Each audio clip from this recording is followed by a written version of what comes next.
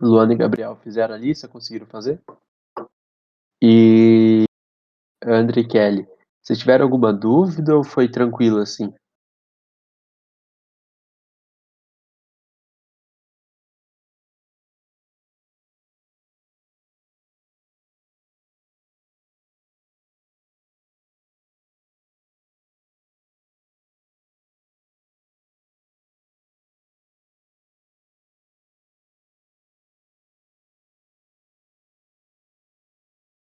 Ah, de boas, então.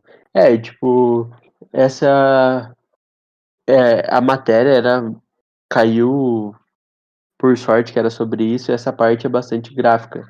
Então e como vocês pediram, que vocês têm dificuldade em gráfico, eu acabei optando por colocar mais gráfico em vez de pergunta teórica, assim. Tanto que eu coloquei até a ultimazinha teórica ali, eu acho, que é a 5 e a 6, mas são bem pouca teoria, assim, e é mais parte gráfica, e é o que cai, sabe? É saber colocar as curvas ali. Luana e Gabriel, fizeram alguma coisa? Ou não deu tempo?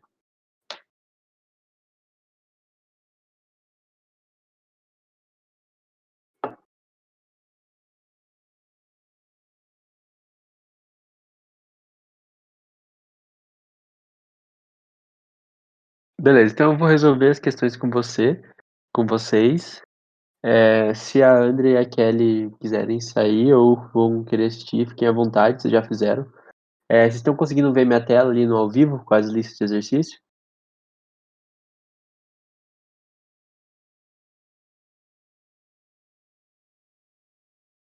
Tá, então hoje como vai funcionar? Em vez de eu colocar o slide, eu vou ler o exercício com você no PDF e vou começar a resolver junto com vocês, tá?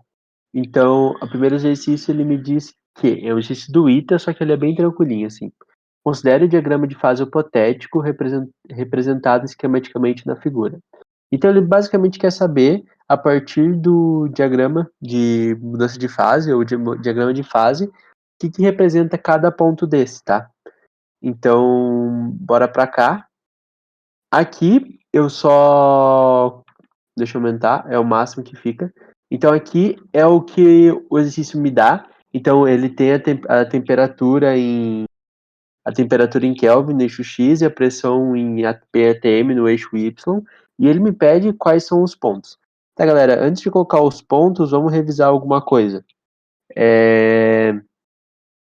Primeiro de tudo, deixa eu colocar em outra cor. Vou colocar em rosinha.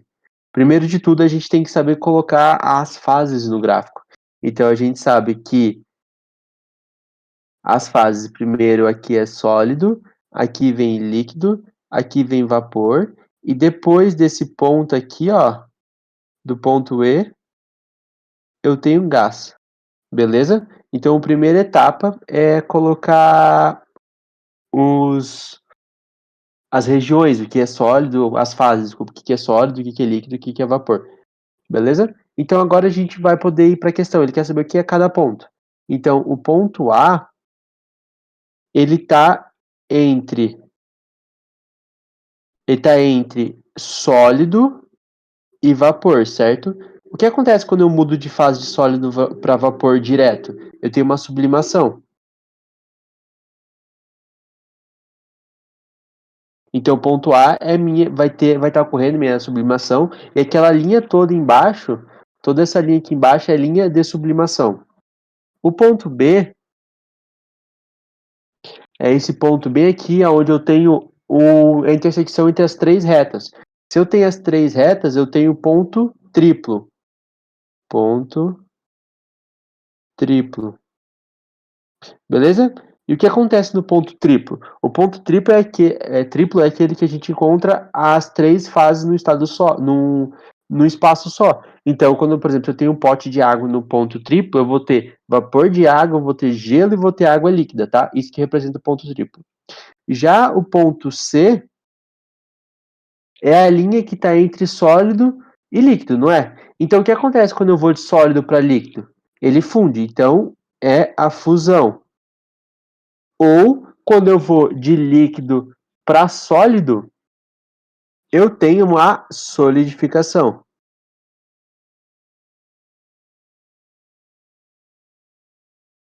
certo? Então, essa linha toda depende do sentido para onde eu vou, eu tenho fusão e solidificação.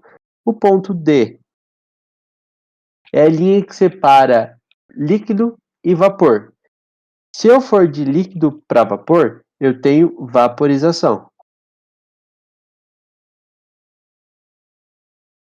Se eu for de vapor para líquido, eu tenho a condensação.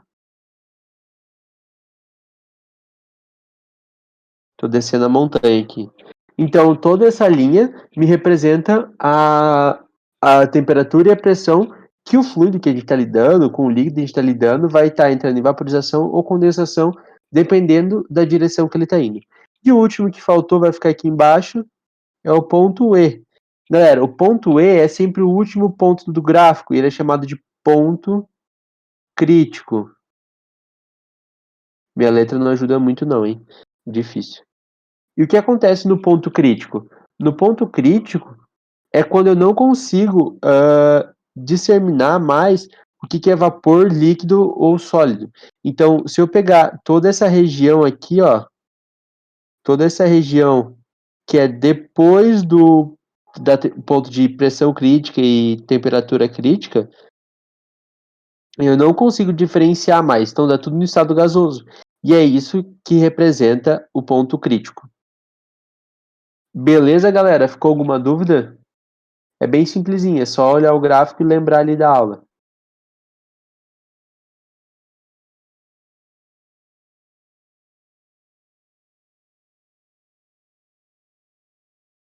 Então eu vou seguir. Se vocês ficarem com alguma dúvida, me avisa.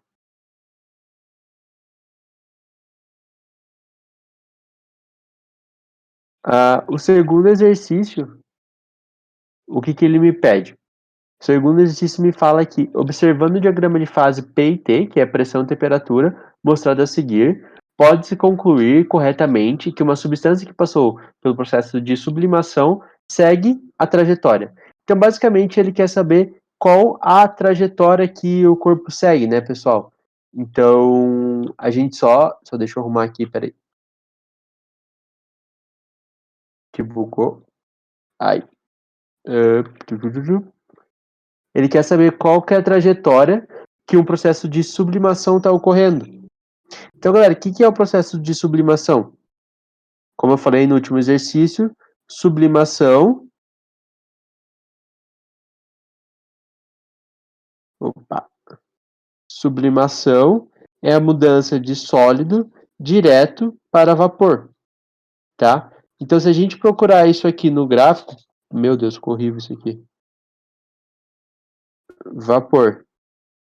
Se a gente procurar isso no gráfico, qual é a trajetória que eu tenho mudança de sólido para vapor? Tá, não sei ver. Então eu vou pegar sempre as referências, onde está sólido, líquido e vapor, e vou ver que trajetória vai de sólido para vapor ou de vapor para líquido, vapor para sólido também, desculpa. Então, basicamente, eu tenho essa trajetória aqui, que é vapor indo para sólido, e eu tenho essa trajetória aqui, ó, porque se eu pegar essa trajetória aqui, eu tenho sólido indo para vapor. Então, essa aqui e essa aqui. Opa, ficou bem feio isso aqui, né? Então, as minhas duas trajetórias que representam sublimação é a trajetória Y, eu não mudei caneta, é a trajetória Y e a trajetória U. Se a gente for olhar nas alternativas ali, quais que representam Y e U? É a letra B de bola. Com isso a gente respondeu o exercício 2. Ficou claro, pessoal? Bem simplesinho também. Pode falar comigo, não ligo não.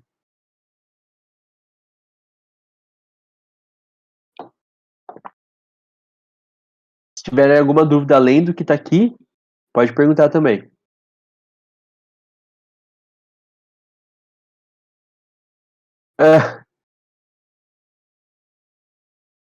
Então, agora a gente vai para 3, que é uma questão um pouquinho mais de texto, assim, uma questão bem cara Enem, com um texto meio grande. Então, bora lá. A liofilização é um processo de desidratação de alimentos que, além de evitar que esses nutrientes saiam junto à água, diminui bastante sua massa e seu volume, facilitando o armazenamento e transporte. Alimentados liofilizados também têm seus prazos de validade aumentados, sem perder a característica como aroma e sabor. Então, texto para encher linguiça ali. O processo de liofilização segue as seguintes etapas.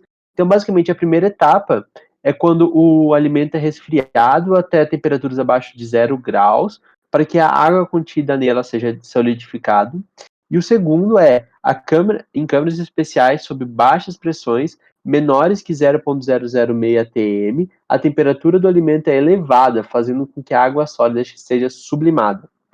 Dessa forma, a água sai do alimento sem romper suas estruturas moleculares, evitando perdas.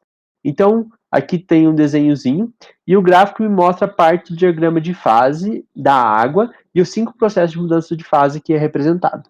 Então, ele quer saber qual que melhor representa as etapas do processo de liofilização. Então, galera, o primeiro passo para resolver esse exercício é saber os processos, né? Então, basicamente, ele tem uma solidificação, e também ele tem uma sublimação. Então vamos lá. Aqui eu só copiei o nosso primeiro processo. O primeiro processo é solidificação e o segundo processo é a sublimação, né? Que foi o que ele me falou no exercício. Com isso, a gente pode achar no gráfico quais são os processos que representam isso. Então, qual é o processo de solidificação? Solidificação, se a gente lembrar lá, é líquido virando vapor. Se é líquido virando vapor, a seta que me representa isso é a seta 2 aqui, ó. Porque ele é parte de líquido e vai para vapor, beleza? E o processo 2, que é sublimação, é a passagem de sólido. A primeira solidificação é líquido para sólido. Desculpa se eu falei vapor, eu me confundi agora. Então, vamos voltar. O primeiro processo é solidificação, onde eu tenho líquido para sólido. O que representa líquido para sólido é o processo 2 aqui, galera, onde ele sai de líquido e vai para sólido. Já a sublimação é quando o sólido vai para vapor. E qual o caminho representa sólido indo para vapor? É justamente o caminho 3 aqui, ó. Porque ele sai de sólido e vai em vapor. Então, os meus caminhos que deveriam estar na resposta é o caminho 2 e o caminho 3. Então a gente volta lá no negócio, na pergunta, e verifica qual tem caminho 2 e 3 ao mesmo tempo. E a gente encontra letra C de cabelo. Ficou claro, pessoal? Alguma dúvida nisso?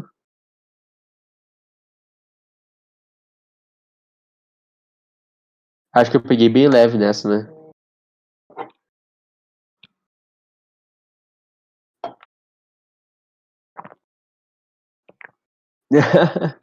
Mas é que, de verdade, não tem mistério essa parte, assim, é bem isso mesmo, tipo, é gráficozinho, saber curva, saber mudança de fase, e é questão que não dá pra errar. É questão que caiu no vestibular, tem que acertar, porque é mais teóricazinha, não tem que calcular calor, não tem que calcular um monte de coisa, então é bom ficar bem na cabeça, assim, tanto que nem precisa ser tão difícil, você tá bem fixado, porque, tipo, se isso dificultar, se você sabe o básico, você consegue resolver, sabe? Então foi isso o intuito da lista, assim, dar uma auxiliada em vocês em gráfico e também em saber interpretar exercício, tá? Então foi por isso que eu montei essa lista desse jeito. Com isso a gente vai para a quarta questão. A quarta questão diz que considera essas afirmações. A primeira, a temperaturas muito baixas, a água está sempre na fase sólida. E a segunda, aumentando a pressão, a temperatura de fusão da água diminui. Então ele me pede para assinalar a alternativa em que o diagrama de fase, pressão versus temperatura, para a água está de acordo com as informações. Tá, a primeira informação é que a temperatura muito baixa, água sempre na fase sólida. Então a gente vai pegar essa informação. Como que eu vou pegar aqui, ó?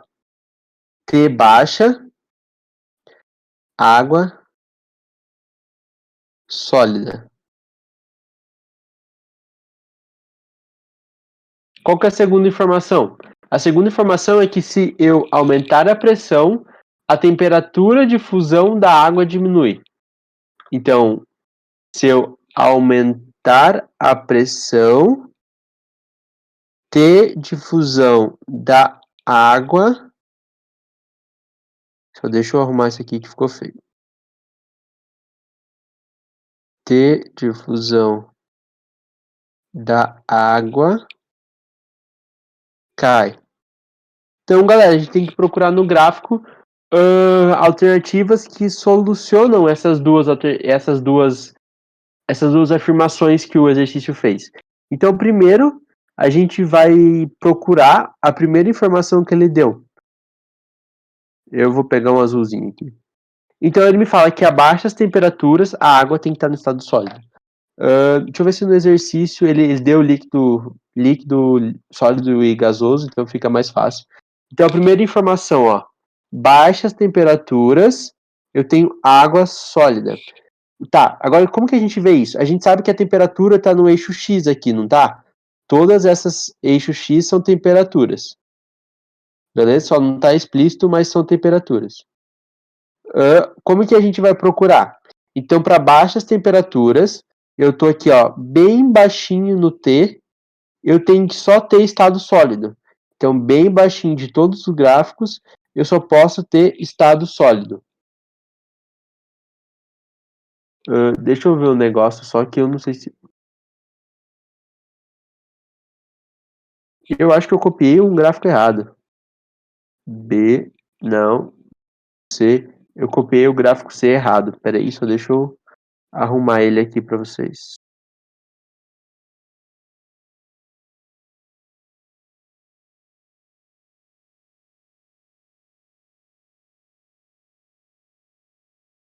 Pronto, eu já arrumei o gráfico C ali, ele estava equivocado. Então, voltando, que para baixas temperaturas... Para baixas temperaturas eu tenho que ter sólido. Então, é só eu subir aqui no gráfico, ó, e eu não posso encontrar sólido. Nesses dois eu já encontro sólido. Só que nesses aqui, eu não encontro. Ou seja, a gente sabe que essa aqui a A está errada e a B está errada. Então, o que sobra? C e a D. Então, a gente vai para a segunda informação. A segunda informação, ele me fala, vou colocar em amarelo aqui, que quando eu aumento a pressão, eu aumento a temperatura de fusão, eu diminuo a temperatura de fusão da água. Então, a gente tem que procurar um gráfico que quando eu aumento a pressão aqui em cima, eu tenho que diminuir a temperatura de fusão. Tá, primeiro passo, qual que é a reta que representa a fusão? A reta que representa a fusão é entre líquido e sólido, certo? Então, são essas duas aqui, ó. Porque o resto a gente já ignorou.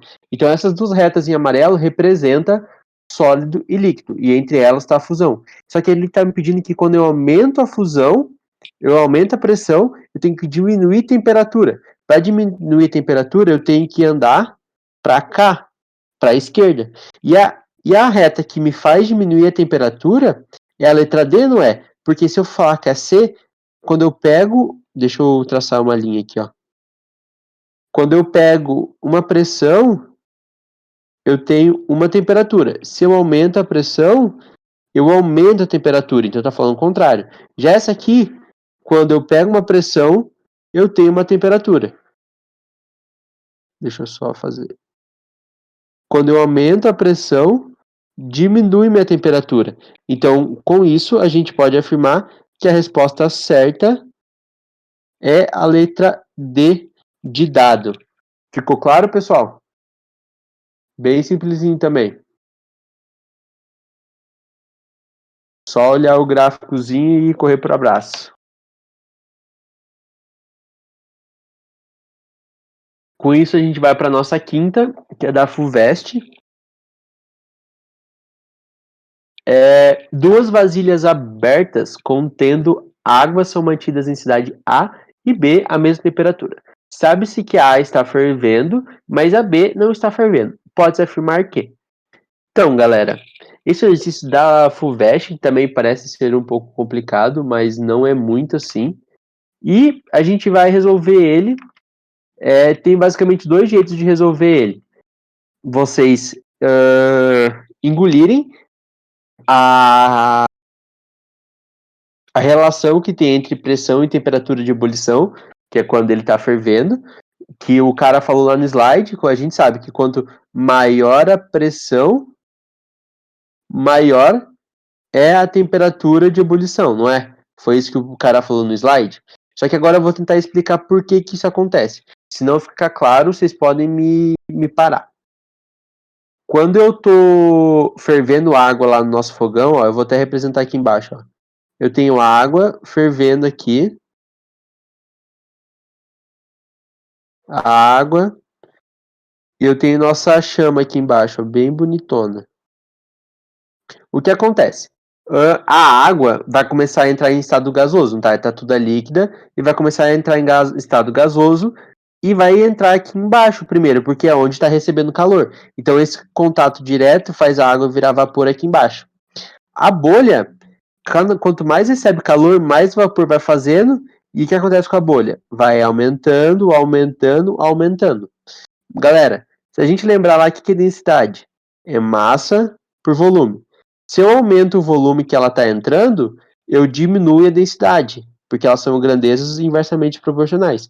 Se ela diminui a densidade, a tendência dela é subir, tá? Então a bolha começa a subir no líquido até chegar aqui no topo. E quando ela chega no topo, ela explode. E qual é a condição dela explodir? Que a pressão da sua superfície tem que ser igual à pressão da atmosfera lá em volta. Ou seja, nossa senhora, deixa eu apagar aqui. A pressão da superfície tem que ser a pressão da atmosfera. Então, se eu aumento a minha pressão da atmosfera, eu tenho que ter mais pressão de superfície, não tenho? Para eu ter mais pressão de superfície, eu preciso dar cada vez mais calor. Então, isso torna difícil entrar em ebulição líquido. Então, por isso que surge essa regrinha que ele falou no slide. Quanto maior a pressão, maior a temperatura de ebulição. Mas o que tem a ver é que ela vai aumentar de tamanho, diminuir a densidade, começar a subir, e ela vai subir até o ponto que ela explode na superfície, quando a pressão da superfície dela, a tensão da superfície da bolha, for igual à pressão da TM. E ela explode. Então, se eu aumentar a pressão da TM, eu tenho que ter maior pressão de superfície. Para eu ter maior pressão de superfície, eu tenho que aumentar a temperatura de ebulição. E é por isso que ocorre todo esse fenômeno, tá bom, galera? Isso aqui foi só um parênteses para eu explicar o exercício, eu vou até apagar aqui. E vamos para o nosso exercício, já que a gente tem a nossa relaçãozinha. Então a gente sabe que quanto maior a temperatura de ebulição, maior a pressão.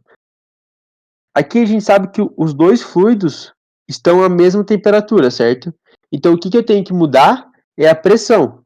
Pressão de A, pressão de B. Galera, se na pressão A ele está em ebulição e na pressão B não está, isso quer dizer que a pressão de A é menor que a pressão de B, não é? Porque ele tem mais facilidade para entrar em ebulição, então a pressão aplicada aqui em cima do fluido, a pressão atmosférica, tem que ser menor. E se a gente lembrar lá de geografia, eu vou desenhar um morrinho aqui, ó. Morrinho, ó. A pressão nesse ponto e a pressão nesse ponto, qual que é maior? Aí a gente tem que imaginar a coluna de ar que tem aqui em cima. Aqui eu tenho essa coluninha de ar. Já aqui eu tenho toda essa coluna de ar aqui fazendo pressão. Então a gente sabe que eu vou só colocar P1 e P2 aqui. A gente sabe que como tem menos ar em cima, a P1 tem que ser menor que P2. Tá bom? Por causa da coluna de ar, a pressão 1 tem que ser menor que a pressão 2. Só que, em termos de altitude, como a pressão 1 é menor que P2, é porque a ponto 1, a pressão 1 está lá no alto. Então a altitude 1 tem que ser maior que a altitude 2. E se a gente procurar nas alternativas ali, o que a gente acha? A gente acha que a altitude de A, da cidade A, porque é onde ele tem pressão menor, é maior que da cidade B, onde ele tem pressão maior. Então nossa resposta é letra B de bola. Ficou claro toda essa volta que eu dei? Era mais para vocês entenderem de onde surgiu que quanto maior a pressão, maior a temperatura de ebulição de um líquido. Se quiser, eu explico de novo.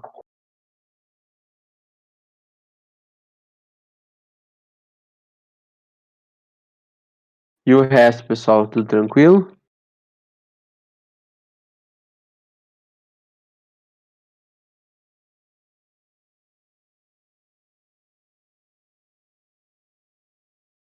Beleza.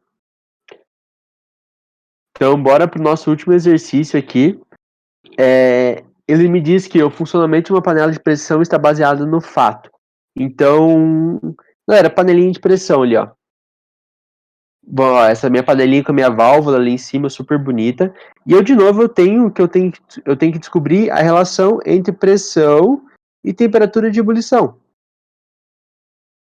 O que acontece? É a mesma coisa, galera. Se a gente lembrar lá do último exercício, se eu aumentar a temperatura, se eu aumentar a pressão, eu dificulto a ebulição, eu dificulto a formação de bolhas e a bolha explodir. Então, o que a panela de pressão faz? Ela veda tudo aqui, tá tudo vedadinho, para que quando eu dou calor para ela, quando eu transfiro o calor aqui, ó, minha chama, eu aumento a pressão interna. Se eu aumento a pressão interna, eu consigo aumentar a temperatura de ebulição sem ebulir, sem entrar em ebulição mesmo.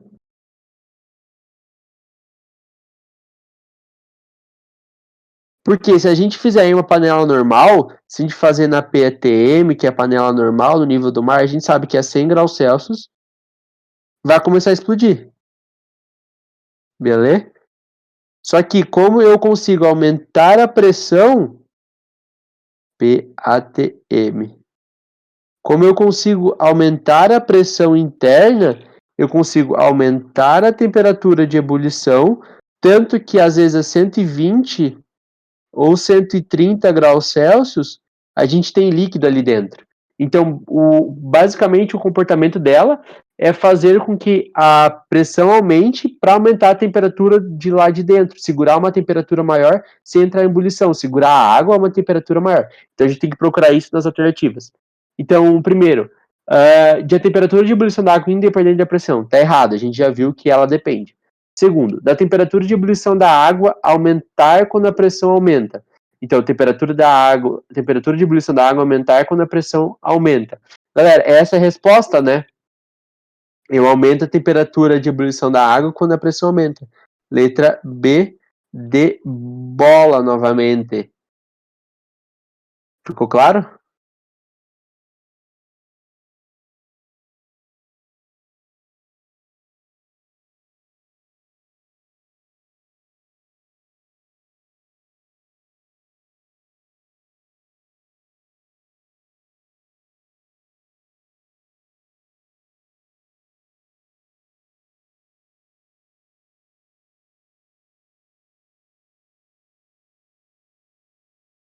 E aqueles que desistiu de escrever.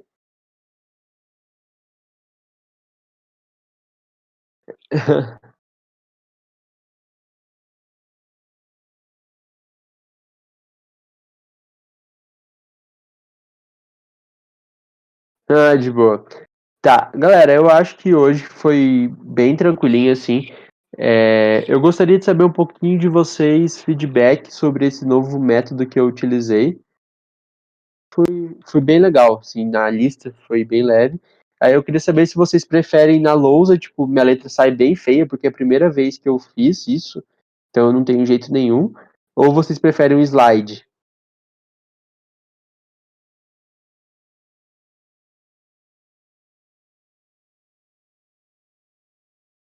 Sim, eu estou usando a caneta no celular. Eu escrevo no celular e estou compartilhando na tela.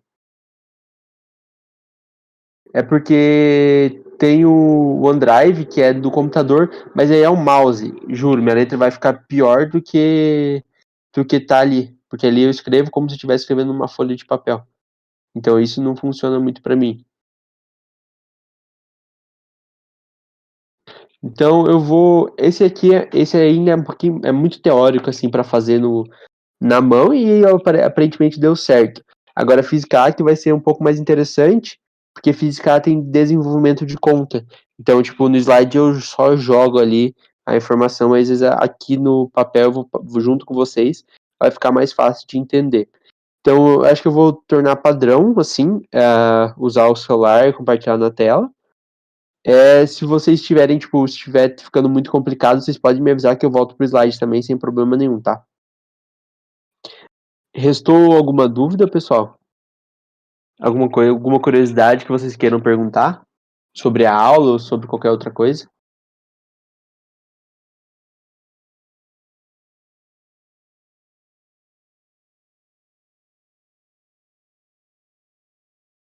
E Roger, você gostou?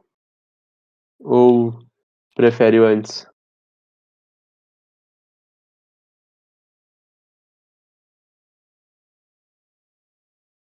Vixe, Roger, eu não tenho a mínima ideia. Meu cantor favorito? Roger, não tem. Não tem uma pessoa que eu falo, nossa, esse é meu cantor favorito. E o seu, qual que é? E a faculdade não volta enquanto não tiver vacina.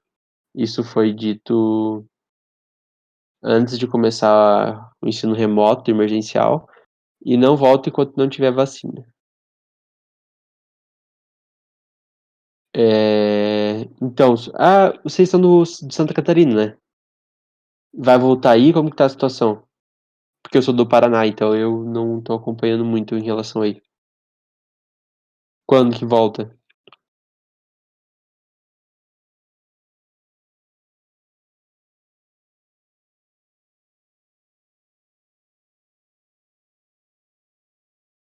Como que vai funcionar? Se alguém quiser abrir o microfone e explicar, eu tô curioso.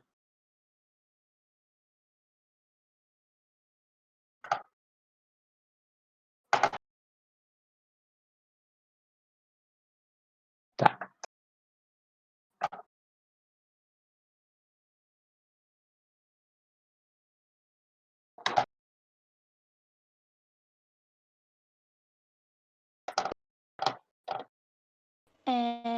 Tá me escutando? Sim, sim. Ah, tá.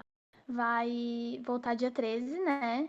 Só que é pra ser só os terceirão, primeiro, né? E parece que vai ser dividido, assim, acho que umas 2 turmas por dia, não sei, a princípio, né? E é só pra quem tem dificuldade, né? Então, quem não tem acesso à internet, quem tá tirando muita nota baixa, quem não tá conseguindo entregar os trabalhos, enfim. Vai ser assim, por enquanto. Foi o que eles falaram. Entendi. E tipo, aí como que funciona? Porque, tipo, aí o professor vai dar a mesma matéria que tá tendo na televisão ou por onde vocês estão assistindo, que eu não sei de onde é. Porque, A tipo, gente A pode gente falar. usa o Classroom também, né? Eu acho que Sim. vai ficar a mesma coisa, assim, os conteúdos. É porque, tipo, às vezes se o professor dá uma coisa na aula e um professor dá outra coisa no Classroom, aí fica tudo diferente, né? Ah, aham. Mas vai ser a mesma coisa, acho. Então eu acho que eles vão voltando aos poucos, né? Uhum.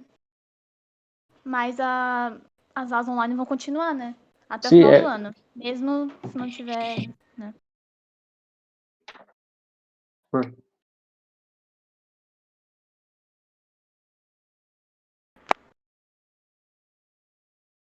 Entendi. Minha mãe trabalha em um colégio só que minha mãe é grupo de risco, então eu acho que mesmo se voltar, ela vai pedir para trabalhar em casa. Só que aqui no Paraná eles não deram ainda uma data para voltar assim.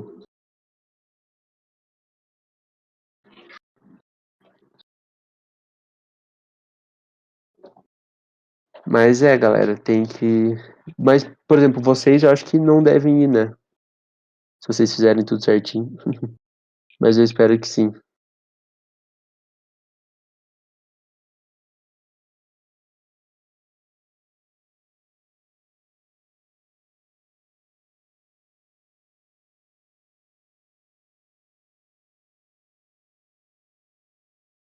É, não tem. A gente tem que basicamente acatar e fazer as coisas, fazem as coisas em casa para não precisar ir.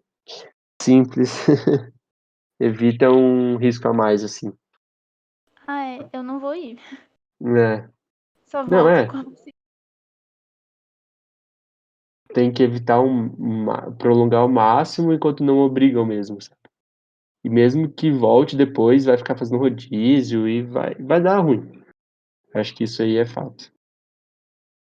Sim, vai aumentar os casos se voltar. É o que é bem provável, né? Mas se cuidar, né, pessoal? É isso. Gente, muito obrigado pela atenção de vocês. A aula foi curtinha hoje, achei que ia demorar mais um pouco. Mas valeu. Se vocês tiverem alguma dúvida, é só me chamar. Pode continuar conversando, eu vou ficar aí também. Uma boa noite para vocês.